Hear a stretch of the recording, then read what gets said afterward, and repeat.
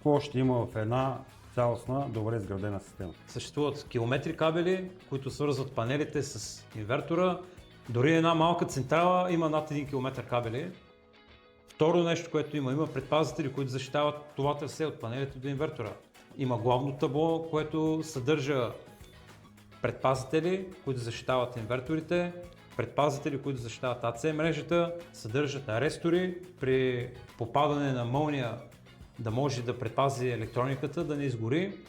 Съдържат батерии, конструкция, която е много голяма част от самата централа и други такива компоненти, като мониторинг, като изкуствени интелекти, които да управляват централата и още дребни такива неща. Да, много често се налага да вграждаме и релейни защити, Да. които са сложни и скъпи устройства.